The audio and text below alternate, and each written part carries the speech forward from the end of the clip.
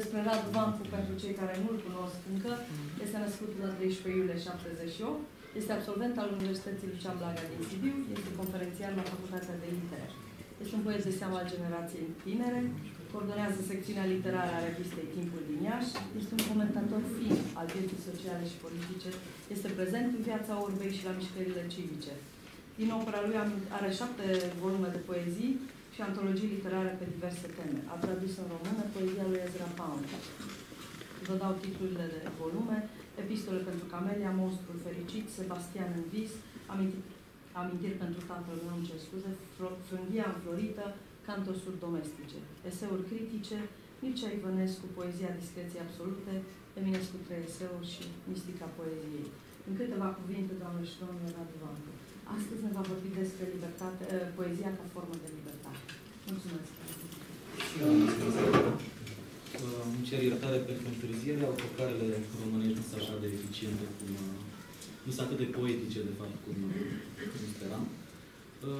Atunci când Adela m-a invitat la această conferință din partea Clubului Libertății și mi-a propus să mă gândesc la o temă, relația dintre poezie și libertate mi s-a părut cumva de la sine înțeleasă ca temă a unei mici prezentări.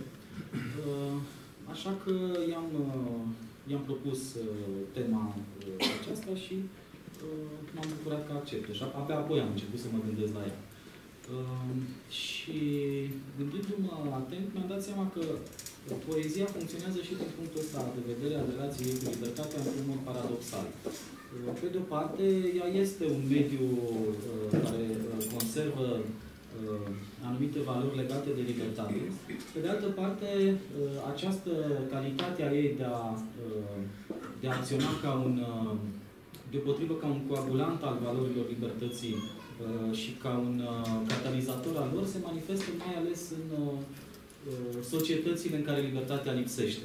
Sau, spus mai limpede, aura aceasta de libertate din jurul poeziei se vede mai ales acolo unde libertatea e absentă, în societățile totalitare. Mi se pare cumva emblematică sau iconică pentru natura aceasta a poeziei acea mică anecdotă absolut reală de altfel legată de Osip Mandelstam, care trăind câțiva ani de zile hăituit de NKVD, stând câte 2-3 zile într-un sat sau într-o șură sau undeva la liziera unei păduri de lângă un sat și plecând apoi peste 2-3 zile, repet, de teamă să nu fie capturat, și-a dus soția care îl însoțea în această vânturare existențială, și-a dus soția la exasperare și ea i-a propus: dragă Osip, uite, trăim destul de puțin confortabil, n-ai vrea să fugim în Occident, pentru că acolo ai putea să-ți publici cartea despre Dante, la care el lucra mental, ai putea să-ți publici poezia, ești cunoscut deja, foarte cunoscut acolo, am putea trăi altfel. Și ea relatează asta în memoriile ei, Nadeșda Mandelstam. Osip reacționează isterizat și îi spune: cum să fugim de aici? Tu nu vezi că numai aici poezia e respectată? Numai aici se ucide pentru poezie. Numai aici poezia e luată atât de în serios încât ești ucis pentru ea. Și culmea e că Nadejda a găsit și argumentul ăsta atât de puternic încât a rămas, a acceptat să rămână alături de el. Asta, cred, definește foarte exact funcția politică a poeziei de reacție la minciuna instituționalizată a totalitarismului.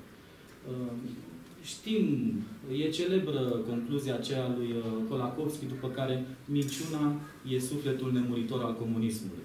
Comunismul e o formă de instituționalizare a minciunii, orice sistem totalitar e așa. Ori poezia, păstrându-și cuvintele curate, păstrându-le funcția de adevăr, funcționează ca un developator exact al acestei minciuni. Cu câțiva ani, vreo 2-3 ani înainte să moară, Mircea Ivănescu, care nu vorbea niciodată despre poezia lui, mi-a spus o frază care mi-a atras atenția tocmai pentru că vorbea despre poezia lui. Și mi-a spus așa: să știi că eu am încercat în poezia mea să scriu ca și când ea ar fi fost compusă într-o țară perfect liberă. Dacă cineva, peste 2-3 decenii, spunea Ivănescu, ar avea implauzibilă intenție să-mi citească textele, să nu simte că au fost scrise într-o țară comunistă, ci să îi se pară că au fost scrise într-o țară perfect liberă. Și am înțeles că asta era într-adevăr răzbunarea lui asupra răutății istoriei. Modul lui de a pune în paranteză răutatea timpului. Să-ți păstrezi cuvintele curate, imaculate, libere de minciună, în mijlocul unei enorme minciuni. Asta e o formă de eroism, de fapt. Cu nimic mai prejos decât formele publice de eroism. Și când am citit apoi o carte a lui Kundera de deseori numită O întâlnire, în care Kundera relatează o anumită întâmplare pe care o să vă spun imediat, mi-am adus aminte de această frază a lui Ivănescu. Kundera povestește despre o plimbare cu mașina pe care o făcea împreună cu un prieten de-al lui și acel prieten i-a zis: măi, nu știu ce tot îl exaltați voi pe Hrabal ăsta, pentru că e un tip foarte egoist, își vede de proza lui umoristică, nu scrie manifeste, nu semnează alături de noi proteste și petiții. E un tip complet indiferent față de răul comunist.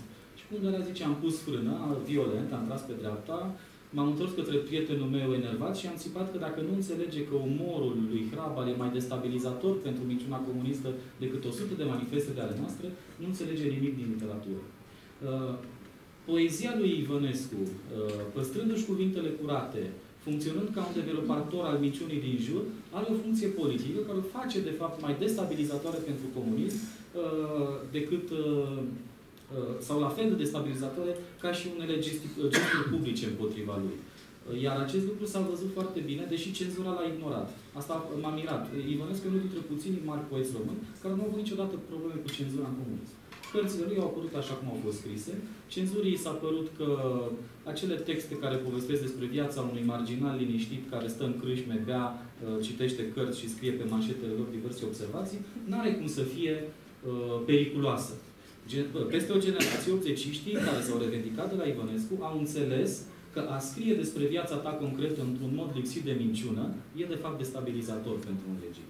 Și au început să scrie toți în masă așa. Și abia atunci comunismul a înțeles pericolul acesta reprezentat de scrisul adevărat despre existența ta concretă și a început să funcționeze ca un sistem de represiune împotriva acestor tineri poeți care începeau să se manifeste.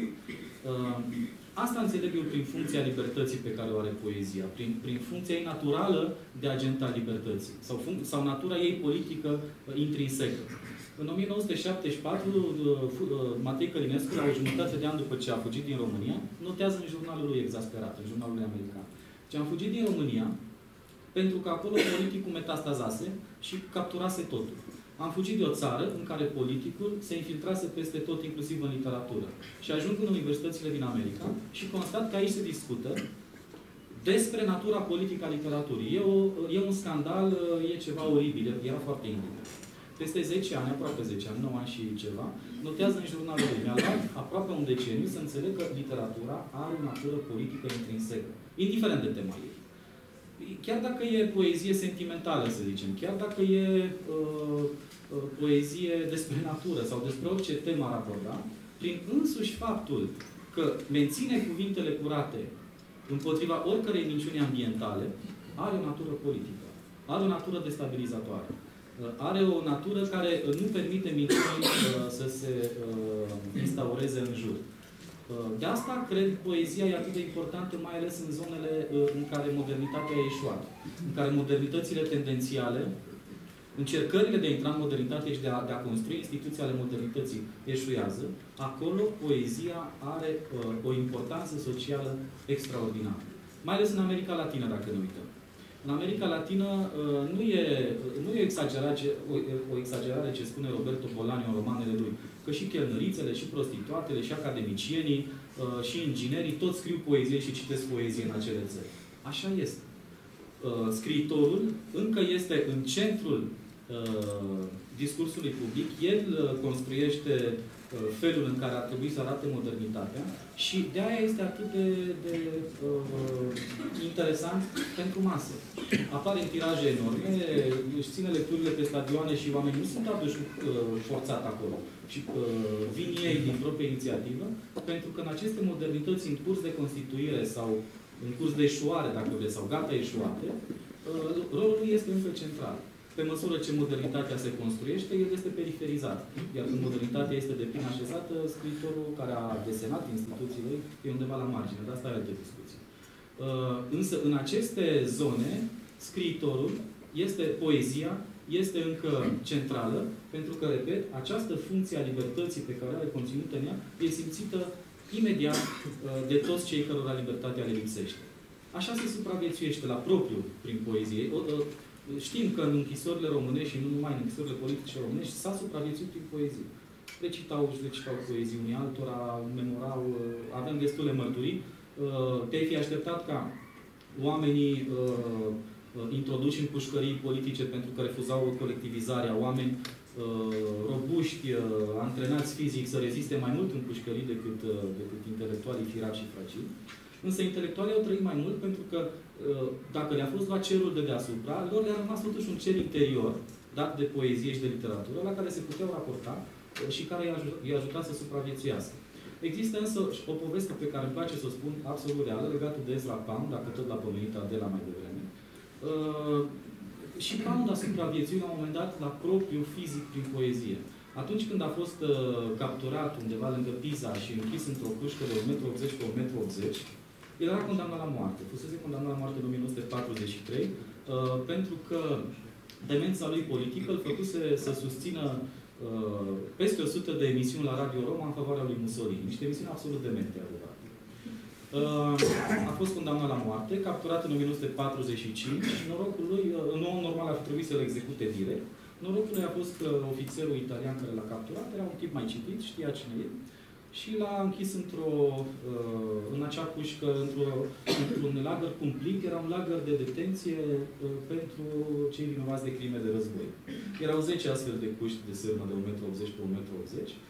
El a fost închis în condițiile cele mai dure, cu un reflector pe el zi și noapte ca să nu poată dormi, privarea de somn clasică. Se făcea de gardă în jurul lui să se asigure lumea că nimeni nu vorbește cu el, că el nu interacționează cu nimeni. A fost ținut 3 săptămâni acolo și ca să nu nebunească, ceilalți din celelalte 9 puși, cei mai mulți au nebunit sau chiar au murit, el își vorbea singur despre poezie, recita poeme în diverse limbi și așa și-a ținut mintea trează. Peste 3 săptămâni a fost extradat în state de minte și apoi a făcut 13 ani de închisoare într-o pușcărie, într-un azil psihiatric, de fapt. Dar nu asta vreau să vă spun, ci peste 5 ani de zile, la Los Angeles, un grup de studenți la drept discutau despre renașterea italiană. Cu date foarte precise, erau un grup de cunoscători. Și intervine bodyguardul localului în care se aflau și spune, iartă-mă, nu l-ai citat exact pe Sigismundo Malatesta și îi spune el citatul din Malatesta. Și îi invită scuze, nu te-am recunoscut, ești un scriitor. Nu, sunt bodyguardul bun. Dar stai cu noi la masă, e clar, ai făcut o facultate bună undeva, dacă știi. Nu, zice, n-am făcut facultate, nu vede, sunt bodyguard. Și, păi de unde știi tu atât de precis lucruri? Pentru că el a vorbit apoi și au văzut că era un tip într-adevăr foarte cultivat. Și el răspunde, eu sunt unul dintre soldații care îl păzeau acum 5 ani pe Ezra Pound în Italia. Și când am văzut că și-a păstrat mintea trează cu poezia, mi-am spus că trebuie să fie atâta energie și atâta adevăr în poezia asta, încât întors acasă după război am început să citesc. Și sunt un bodyguard, un simplu bodyguard, dar citesc poezie zilnic. It makes me tick, zice el, mă ține în stare de funcționare.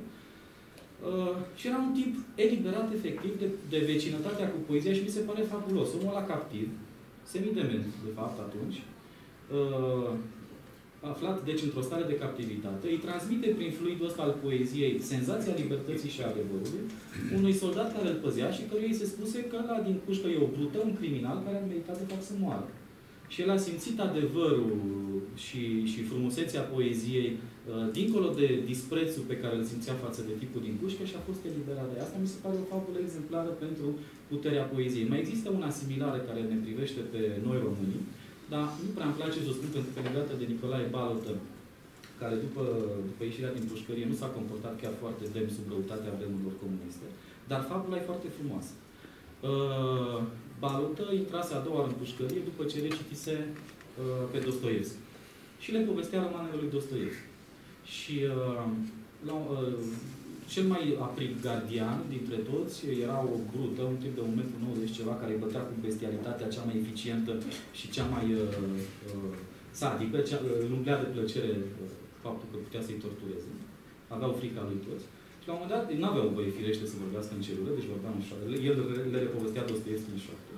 Și la un moment dat, ușa pușcăriei se dă de perete, intră acest gardian, toți în viață de frică și el țipă către Valotă. Spune, bă, odată, zice, o ia de nevastă pe Anastasia Filipovna aia sau și peste câțiva ani, în Valotă a fost mutat în altă pușcărie, unde se întâmplase să ajungă înaintea lui acel gardian, acum într-o funcție de conducere, tu ești ăla cu povești. Și l-a tratat de atunci cumva preferențial, îl scotea să măture în curtea pușcăriei, ceea ce era de fapt o formă de un privilegiu. Bun. Ca să închei, să nu mă lungesc prea tare. Poezia are avantajul ăsta, forța asta extraordinară de a prezerva libertatea vorbind despre existența concretă, vorbind, de fapt, despre intimul nostru. În critica românească, adjectivul intim sau intimist a ajuns peiorativ, de fapt. Când spuneai de cineva, când era catalogat cineva ca poet intimist, era pus într-un raft inferior. Intimul e un superlativ, e superlativul lui intus, superlativul cuvântului care desemnează lăuntricul nostru. Ca să fiu cumva, ca să fagocitesc cumva limbajul lui Constantin Necula, aș zice că intimus desemnează Sfânta Sfintelor din interiorul nostru. Tot ce e mai lăuntric în noi. A scrie poezie cu intimul tău, e de fapt, despre concretul intimului tău, e de fapt ceea ce dă forța poeziei, ceea ce o face un agent atât de liberator și de puternic și de fapt de ceva care dizolvă, un solvent antitotalitar, ceva care dizolvă orice încercare de totalitarism, pentru că permite existența intimului și a privatului. Derrida, un filozof care nu prea îmi place, are o propoziție foarte frumoasă undeva, spune acolo unde nu mai e posibil secretul, începe totalitarismul. Poezia salvează secretul, salvează intimul, salvează privatul. Și asta o face, de fapt, un discurs despre libertate și despre libertatea noastră intimă, indiferent despre ce ar scrie, despre care ar fi tema ei. E, de fapt, unul din agenții cei mai eficienți ai intimului și asta o face un discurs despre libertate. Mulțumesc.